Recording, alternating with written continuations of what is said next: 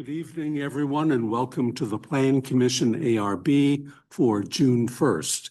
If you have any electronic gadgets, please silence them. And Hobie will start with the roll call. Steve Lichtenfeld, Here. Helen DeFate, Here. Jim Arsenault, Here. Chris Brennan, Blair Queskin, Jeff Morrissey. Here. We have minutes. Susan Buse. Here. Oh, I'm sorry. Sort of jumped in front. We have minutes from the previous meeting on May 18th. Are there any changes or updates? Seeing none, do we have a motion? Move to approve as submitted. Second. All in favor? Aye. Opposed? Okay. Okay, this is the time for an open forum. If anyone either in the council chambers or online has anything to question or comment on, not on tonight's matters. I don't see anyone, so we will move on. Our first item is old business, 221 Brighton Way, and we'll get started with the staff report. Yeah. Do you have it?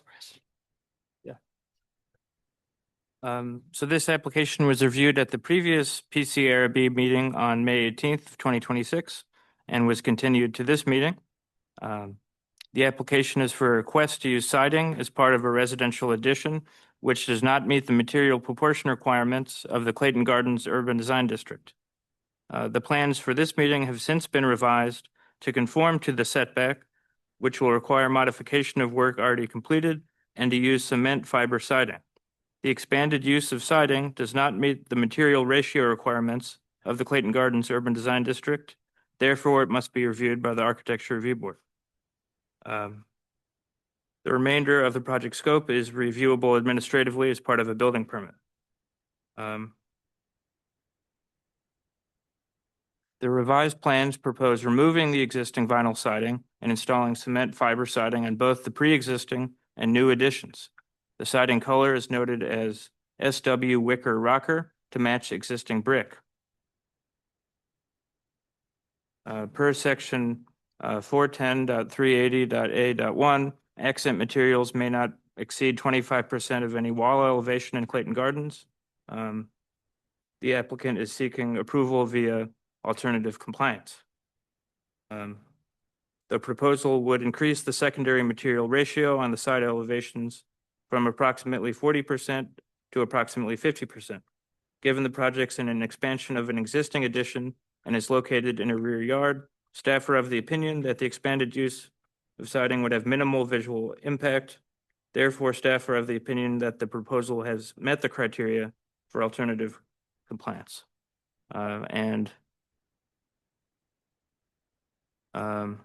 Given that deck materials have not been specified, staff are of the opinion that they should not consist of vinyl, and staff recommend approval with that condition that the deck materials not be of vinyl. Okay, thank you. Welcome back. Thank you all for having me. Zach Roth, represent 221 Brighton Way.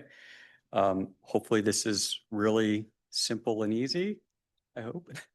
As requested and agreed upon at the last meeting, we agreed to replace all the existing vinyl siding with fiber cement vinyl siding.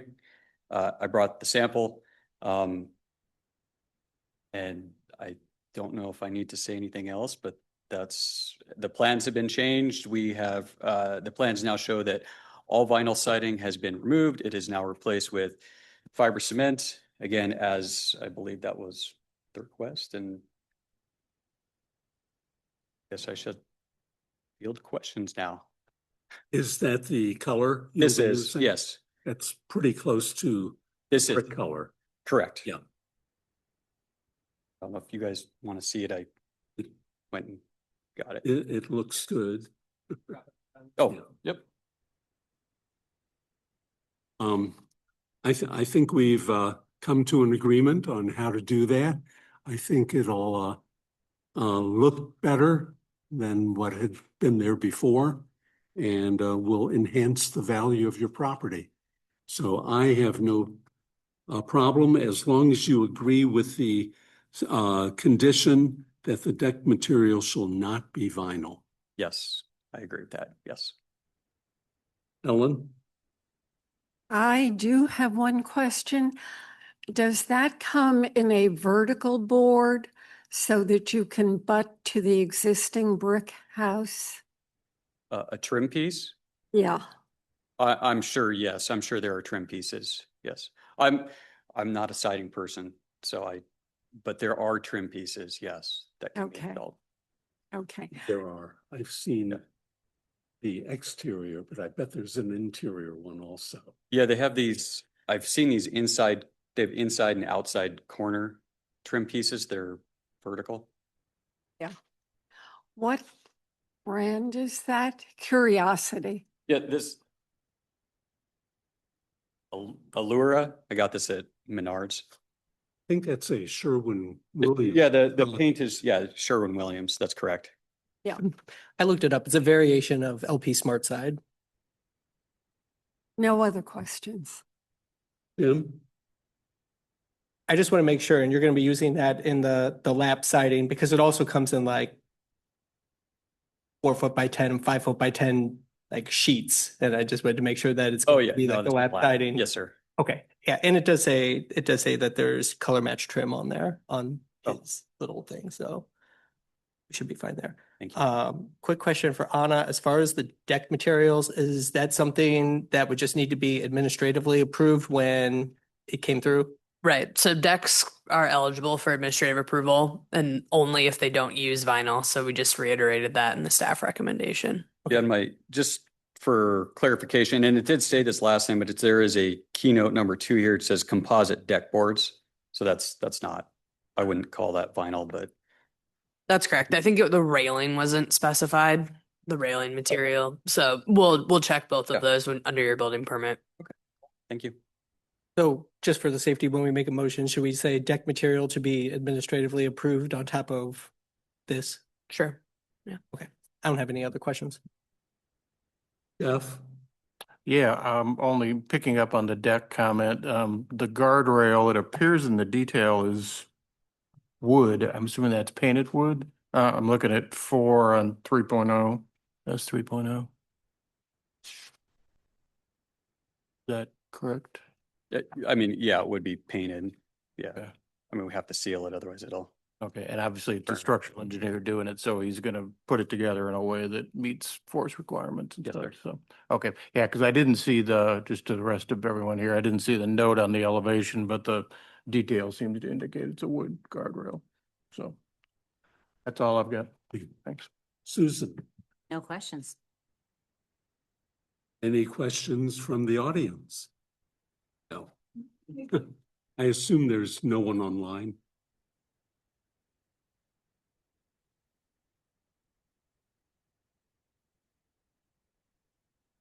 Yeah, okay. Oh. Okay, well, we have a staff recommendation. It'll be modified. Do we have a motion? I move to approve as submitted with the staff recommendation that the deck material shall not consist of vinyl, and additionally that the deck materials will be administratively approved. Second. All in favor? Aye. Opposed? Okay. Thanks Thank for you coming all. back and good luck. Thank you all so much. This is very challenging for someone who doesn't do this on a normal basis, ever. Thank you all. Well, It's ho- been, hopefully it's over. Yeah, get home to that family. Thanks.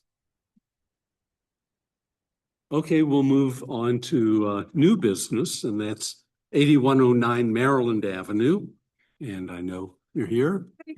Retta Tessie, hi. And as usual, we'll start with the staff report. Yeah. The applicant is seeking a conditional use permit to allow for operation of a wine bar. The subject property is located on the north side of Maryland Avenue between North Brentwood Boulevard and North Forsyth Boulevard and has a zoning designation of neighborhood mixed use. The tenant, Retta Jane, I think that's how, okay, good pronunciation, is a multi-purpose concept which proposes retail clothing space, commercial/office space for interior design services, and a wine bar space known as a reading room. The proposed hours of operation are 9 a.m. to 11 p.m. Monday through Saturday and 10 a.m. to 11 p.m. on Sundays. The applicant notes and documents provided that the real hours of operation will likely be less. However, the applicant would like flexibility for private events, brand partnerships, and seasonal programming. The wine bar space is projected to have up to 36 seats. Deliveries will be made during business hours via the rear alley, and the tenant will use the existing recycling and garbage pickup services at the property. The property is developed with a one-story structure intended for retail and commercial uses. Adjacent uses include a variety of restaurants, retail, commercial, office, and residential uses. The proposed use is compatible with the surrounding uses and the neighborhood character.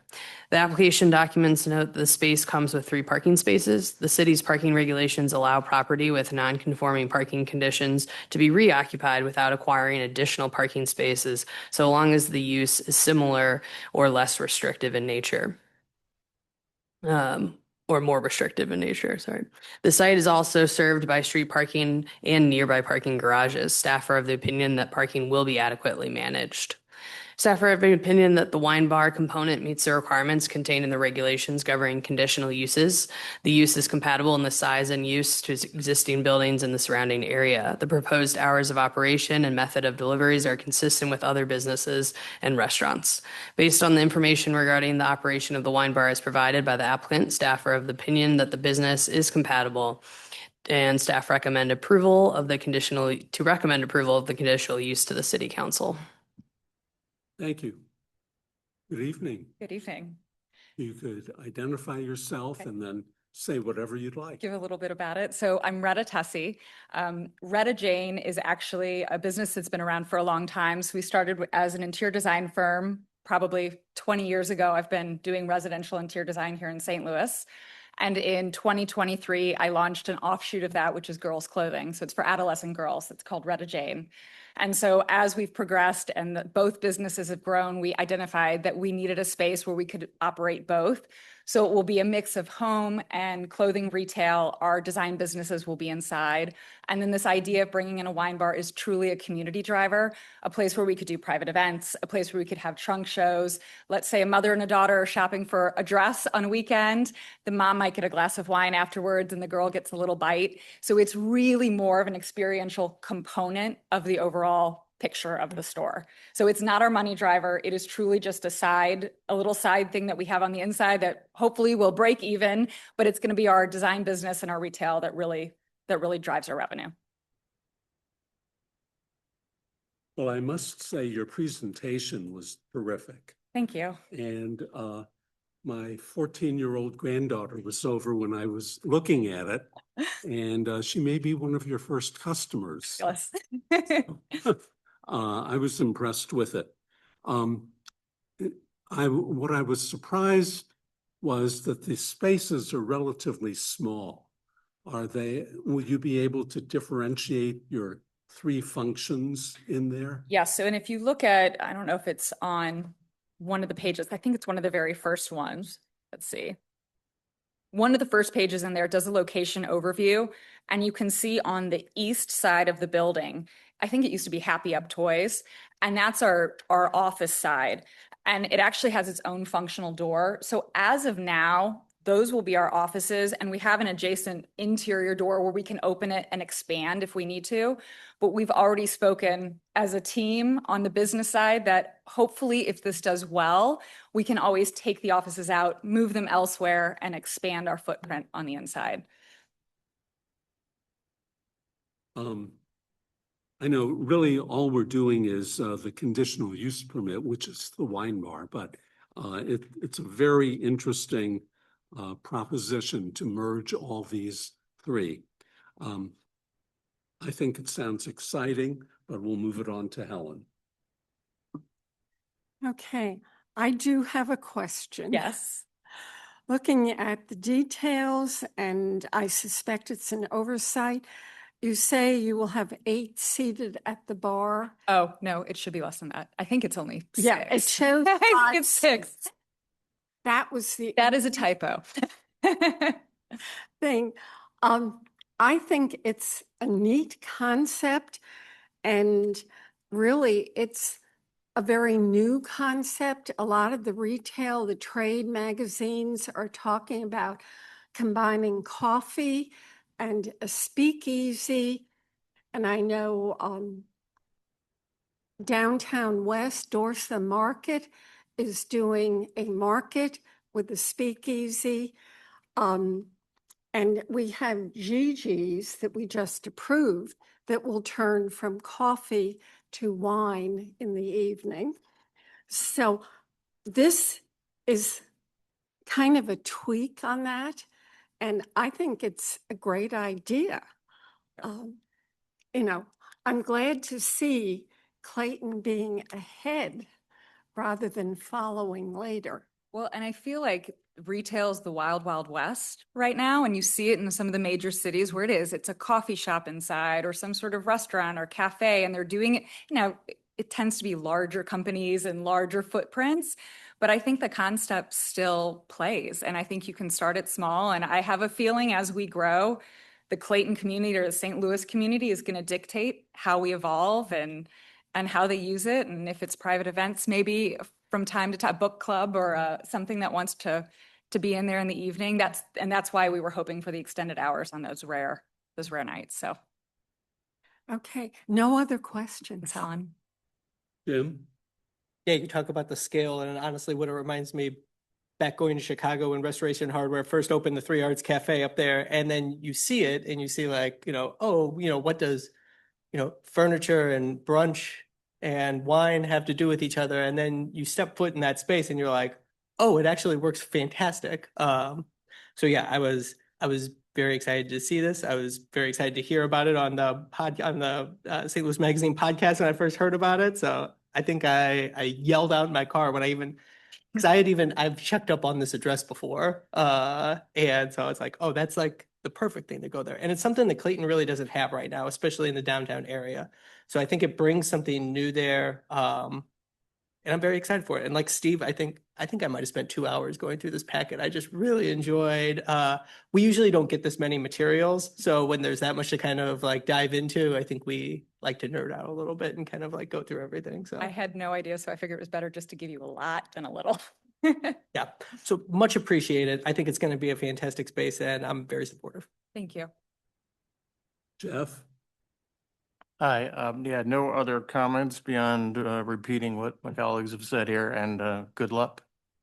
Thank you. Susan? From this vantage point, it's really exciting and a lot of fun. I know it's a ton of work at your vantage point.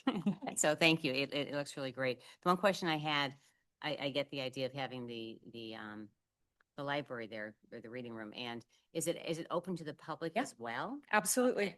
Absolutely. it's So it can, everyone. somebody could come in truly and just be shopping and browsing. They could bring in their laptop or I had a woman today who's a female executive in Clayton. And she said to me, she goes, my husband goes to the cigar bar at the Ritz if he's got some time between something in the evening. And she goes, I'll have a babysitter and I'll have an hour between meetings and I don't want to go home, but it's too late to go to a coffee shop. She goes, this idea that I could just pop in, pull open like a design book and have a glass of wine and then go home. She's like, I'm all for it. So I think there's stuff like that that's starting to percolate from this It's too. about That'll time. be Yeah. really interesting. Yeah, thank you. It looks Thank great. you. What is your schedule?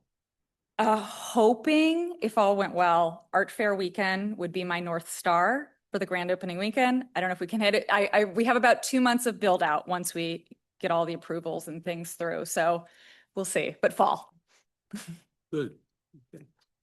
Well, we do have a staff recommendation to approve the CUP.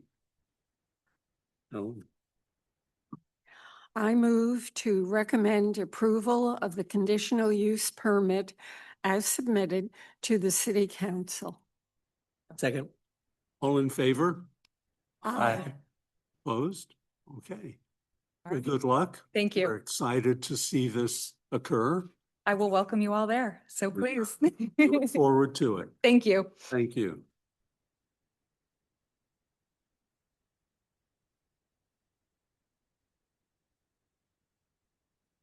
Well, this may have been our shortest meeting on record. But let's see if we have any further comments. Jeff? Nope, I'm good. Thank you. Tim? Yeah, I'll just say briefly, I don't, with the city council for our plan unit developments that was discussed, I think there was a lot of discussion. There was a lead silver minimum on that, and there was a question of if it should be pushed up to lead gold, which I think is a minimum for a planned unit development is probably a little steep. But I also think that that's where kind of we come in with some of this stuff as far as being able to explain that. So my hope is to be able to go to the city council meeting on the 23rd and make comments kind of on some of the difference between the plateaus of lead silver and lead gold to, explain. It's like, well, what's 10 points? Well, let's explain what 10 points is on that scale and what that difference is and what that could mean for development in the city. So just something that is listening along that I wanted to bring up, especially because it's pertinent to this board and something that we spent a lot of time discussing. Ellen? Nothing to add. Susan? Nothing except reacting to that is really was asking for more information on what it takes if we were trying to push it further. So, the board's looking forward to that information. Anything further, Hobie? Nothing from me. Anna? Good to see you. Well, we like to keep it long when you come, but yeah. So nice seeing you. Well, we will reconvene 2 weeks from now on the 15th. Enjoy the short meeting. We'll be adjourned.